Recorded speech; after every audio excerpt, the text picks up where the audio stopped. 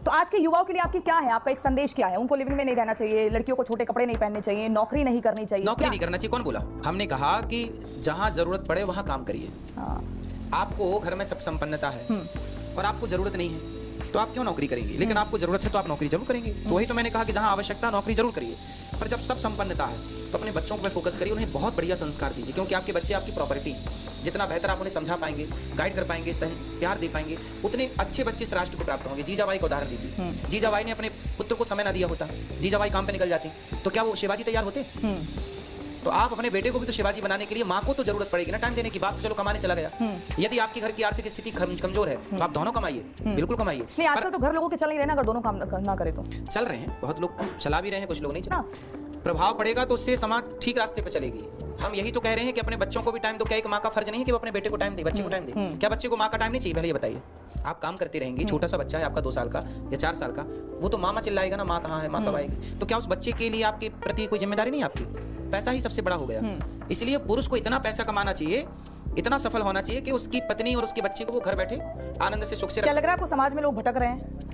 समाज में कुछ एक भटकाव हो रहा है, अलग दिशा में चल रहे हैं? नहीं, भटक तो कोई नहीं रहा है। यदि सही दिशा है लोगों के पास, सही विजन है तो कोई नहीं भटक रहा। यदि विजन ही नहीं है, गोल ही नहीं है तो भटक रहे हैं। क्या गोल होना चाहिए, क्या विजन होना चाहिए? पैसे कमाओ और धर्म करो।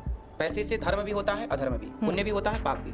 पैसे से आप गलत भी काम कर सकते हैं, पैसा है तो आप सही भी काम कर सकते हैं। तो ये तो आपका निर्णय है ना कि आप पैसे का कहाँ यूज करना चाहें। आपने लड़कियों को सीधा वैश्य से कंपेयर कर दिया। आप सोच रहे हैं आचार्य जी, लड़कियों को नहीं, कि जो लिविंग में रह रही हैं, जो लिविंग में लड़कियां रह रही हैं, आप सोच रहे हैं एक वैश्य कितना, मतलब आपने जो कंपैरिजन किया, जो तुलना किया है, आपको लगता नहीं कि एक बार सार्वजनिक तौर पर माफी मांग लेनी चाहिए? टेस्ट ड्राइव वाले लोग, उनको क्या कहेंगे आप? टेस्ट ड्राइव कराओ, ये कहाँ जा रही है? फिर वैश्या को वैश्या ना कहें तो आप हमें नाम दीजिए, क्या बोले आप बताइए। वैश्या को वैश्या ना कहें तो आप बताइए कि मैं क्या बोला करूं, बताइए।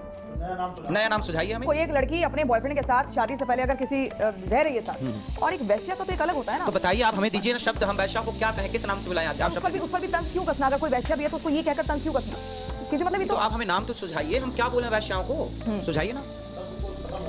हमारे पास शब्द कोश नहीं, आप दीजिए शब्द। आपको लगता नहीं कि महिला का अपमान है इस तरीके से बोलना? क्यों? नारी को सती भी तो बोला जाता है। तो आप सती जब बोला जाता है, पतिव्रता बोला जाता है। मंदिर में देखिए हमारे यहाँ तो राधा जी बैठी हैं, पूजा करते हैं, कृष्ण बैठे हैं, पूजा करते हैं। तो वैश्या को वैश्या बोला जाएगा, सती को सती बोला जाएगा। दोनों को एक तराजू में नहीं बिठा सकते ना, तो दोनों का पलड़ा एक नहीं हो सकता ना। आप हमें जरूर सर्च करके दीजिए कि वैश्या को क्या बोलना है। पतिव्रता को पतिव्रता बोला जाएगा। हमारे यहाँ अच्छी नारियाँ पतिव्रता है तो उन्हें पतिव्रता बोला जाता है। अच्छा हाँ, तो क्या बोले? वही तो पूछ रहे हैं आपसे। आप बताइए, चरित्रहीन को क्या बोले आप बताइए। अब सोचो आप दिल्ली और महानगर की अगर हम बात करें, मुंबई में तो यहाँ तो जगह जगह लड़के लड़कियां लिविंग में रह रहे हैं, वो सब लड़कियां वैसे हैं? आप कह रही हैं, मैं नहीं। आप बताइए, आप बताइए। हमारी नजर में तो चरित्रवान, राम चरित्रवान है, पराई नारी को नहीं देखते। सीता चरित्रवान है, पराई पुरुष को नहीं देखते। जितने